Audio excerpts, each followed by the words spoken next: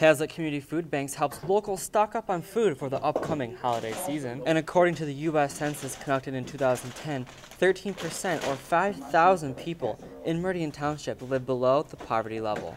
They have to be under 200% of the poverty level, which for a single person household, I want to say is about $24,000. And generally 95% of the people that sign up are either families with children, they're adults with disabilities, or they are seniors. Those in need can apply for assistance with the Ingham County Food Bank, which serves 19 banks in the greater Lansing area. Canned goods like this chicken noodle soup is the most commonly donated item here at this pantry, but they accept anything from boxed foods to fresh fruit. According to volunteer Mary Milton, the Hazlet Community Food Bank serves around 100 families per month and are able to do so because of the donations from the community.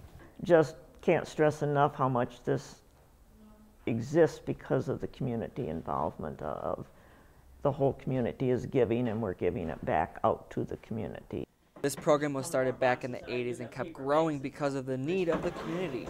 All donations are accepted directly to the Hazlet Community Church. In Meridian Township, Kevin Burrows, Home TV.